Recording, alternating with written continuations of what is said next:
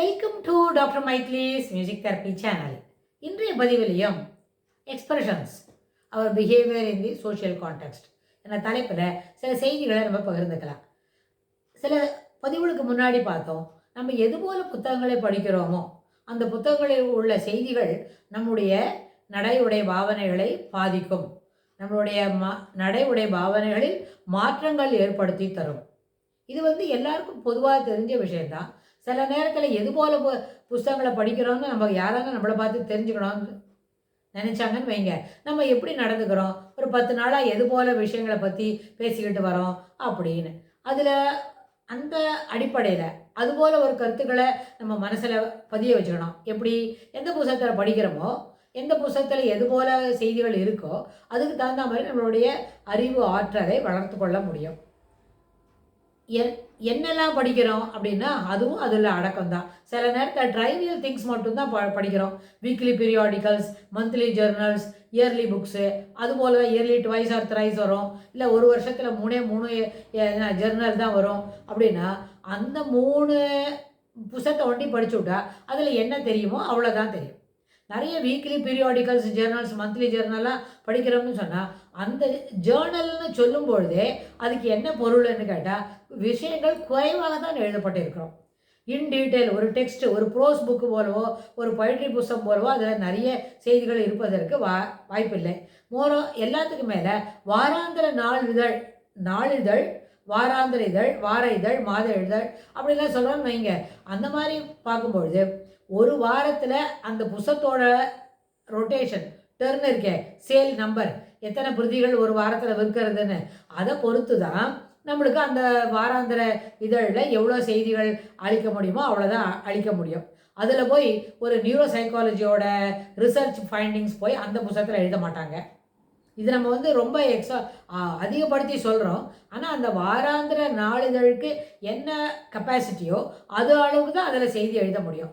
அது படித்தாலே நம்மளோட ஆற்றல் என்ன ஆகாது, அப்படியே விரிந்து பறந்து செல்வதற்கு வாய்ப்பில்லை. ஆனால் இதுவே ஒரு சயின்ஸ் ஜேர்னல் படிக்கிறோன்னா அந்த சயின்ஸில் முதல்ல ஜேர்னல் என்ன சொன்னாலே சுருக்கமாக எழுதப்பட்ட செய்திகள் மட்டும்தான் அதில் இருக்கும். சில சமயத்தில் முக்கியமான செய்திகள் இருக்கும், ஆனால் அது சுருக்கி சின்னதாக எழுதியிருப்பாங்க. அதாவது ஒரு 1/3 ஆஃப் இட் இல்லை 1/4 ஆஃப் இட் அதை என்ன பண்ணியிருப்பாங்க, ஷார்டன் பண்ணி கம்ப்ரஸ் பண்ணி எழுதியிருப்பாங்க. இன்றைக்கி தேதியில் கம்ப்யூட்டர் லெவலில் கம்ப்ரஸ் பண்ணுறதுன்னா ஒரு பெரிய ஃபைலை சின்னதாக சுருக்கி கம்ப்ரஸ் பண்ணுவாங்க. ஓப்பன் பண்ணும்போது அது பெருசாக வரும். அது கம்ப்யூட்டர் டெக்னாலஜிக்கு அது ஒரு விதத்தில் ஏற்புடையது. ஆனால் நாளிதழ் அப்படின்னு வரும்பொழுதும் வாராந்திர நாளிதழ், மாத இதழ், அதுக்கெல்லாம் இந்த கட்டுப்பாடு ஏற்றுக்கொள்ள முடியாதது, அதுக்கு அங்கே இடம் இல்லை. அந்த அடிப்படையில் இதுபோல் ஜெர்னல்ஸ் படிச்சுட்டு விஷயத்தை புரிஞ்சுக்கிறதும் ஒரு டெக்ஸ்ட் புக் படிச்சுட்டு விஷயத்தை புரிஞ்சுக்கிறதுக்கும் there is ocean of difference. அப்போது ஒரு கிளைல் செல்ஸ் அப்படின்னு ஒரு டாபிக் இருக்குது. அந்த டாப்பிக்கில் ஒரு புக்கு படிக்கணும் அப்படின்னா அதில் ஒரு 500 பக்கம் 1000 பக்கம் இருக்கிற ஒரு புத்தகத்தை படித்தா ஓரளவுக்கு வாட் இட் இஸ்ன்னு நம்மளுக்கு தெரிய வரும். அது ஒரு டெக்ஸ்ட்டு.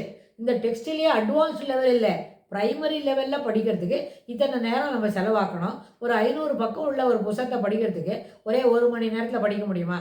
நம்ம என்ன சுவாமி விவேகானந்தரா மூடி இருந்தால் கூட புத்தகத்தை சேர்த்து வச்சு அப்படியே அதுக்குள்ளே இருக்கிற செய்தியெல்லாம் சொல்கிறதுக்கு இல்லை.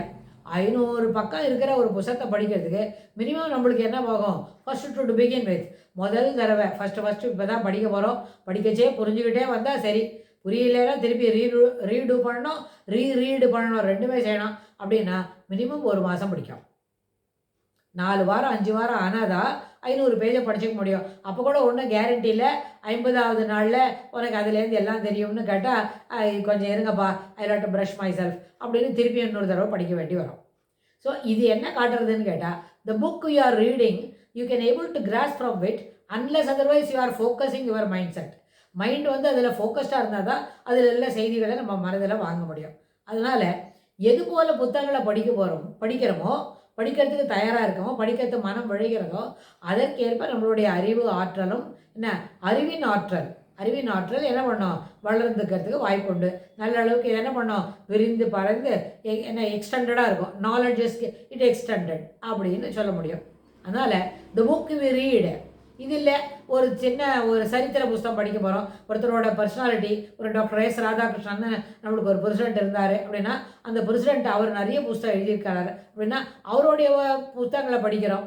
அப்புறம் வந்து இன்னும் ஒரு முக்கியமான கருத்துக்கள் இருக்கிற புஸ்தகங்களை படிக்கிறோம் அப்படின்னா, அந்த புத்தகங்கள் நம்மளுக்கு என்ன பண்ணும், சிறப்பான கருத்துக்களை சொல்லும். அவருடைய மனநிலை எப்படி இருந்தது, அதுலேருந்து நம்ம என்னெல்லாம் தெரிஞ்சுக்க முடியும் அப்படின்றதெல்லாம் நம்ம பார்க்க முடியும். இதெல்லாம் பார்க்கும்பொழுது அந்த கருத்துக்கள் நம்மளோட அடுத்து வர வாரத்தில் இருக்கிற கான்வர்சேஷன்லையோ அந்த பேச்சுலேயோ அதுபோல் இருக்கிறதுக்கு வாய்ப்பு இருக்குது. இது வந்து ஒரு தனி மனிதனோட சிறப்பான கருத்துக்களை வெளியிடக்கூடிய புஸ்தகமாக இருந்தாலும் சரி, இல்லை நம்மளுடைய சரித்திரத்தை பற்றி சிறப்பாக சொல்லக்கூடிய புஸ்தகங்களாக இருந்தாலும் நமக்கு அதை நம்மளை என்ன பண்ணோம், ஊக்குவிப்பது போல் அமையும். இப்போ நான் தமிழர்களோட நம்ம தமிழ்நாட்டில் சேர சோழ பாண்டியர்கள் இருந்தாருங்க, பல்லவர்களுடைய ஆட்சி காலம் இருந்தது. அப்புறம் வந்து ஆந்திர பிரதேஷ், இப்போ இருக்கிற ஆந்திர பிரதேஷில் சாளுக்கியர்களோட ஆட்சி இருந்தது. நம்மளை திருமலை நாயக்கர் அவங்களோட ஆட்சி கூட அது வரைக்கும் இருந்தது. அப்புறம் வந்து கிருஷ்ணதேவராயரோட ஆட்சி காலம் இருந்தது. அவங்களுக்கு வந்து பெரிய அளவில் குரு இருந்து பாடத்தை சொல்லி கொடுத்தாங்க. அப்படின்லாம் பாடம் இருந்தன. அரசியலை எங்கனம் நடத்தி செல்ல வேண்டும், அரசியலில் எத்தகைய முயற்சிகள் வெற்றியை மட்டுமே தேடித்தரும் அப்படின்லாம் சொல்லி கொடுத்தார் வித்யாரண்யர்லாம். ஸோ இது போல விஷயங்களை, இது போல் நம்மளுடைய பாரம்பரிய சரித்திரத்தை இருக்கிற படித்தா நம்மளுக்கு அதில் பெரிய ஒரு உத்வேகம் கிடைக்கும். அது என்னவோ நம்மளுடைய ஆட்சி கால இந்த பகுதியில் இருந்த மன்னர்களை ஆண்ட பொழுது ஆட்சி காலத்தில் இத்தனை ஒரு சிறப்பு இருந்ததா அப்படின்னு நம்மளுக்கு தெரிய வரும். இது நம்மளுக்கு ரொம்ப சிறப்பானதாக இருக்கும். இது நான் பண்ணோம், நம்மளை மேலும் மேலும் என்ன பண்ணோம், ஊக்கப்படுத்தும். இதுபோல் செய்திகளை தொடர்ந்து படிப்பதற்கு அது என்ன பண்ணோம், ஓவர் த பீரியட் இதற்கு தொடர்புடைய அறிவு நம்மளிடத்த என்ன பண்ணோம், பெரிய அளவில் வளர்ந்துருக்கும். இது ஒரு ஏற்புடையது. அது என்ன செய்யணும், நம்ம பர்சனாலிட்டியை சிறப்பாக்கி தரும். ஏன்னா ராஜராஜ சோழன், ராஜேந்திர சோழன் அப்படின்னு சொல்லி சோழர்கள் ஆட்சி காலத்தை மட்டுமே படித்தாலே நம்ம எல்லாருக்குமே ஒரு வீறு கொண்டு எழ வேண்டும்.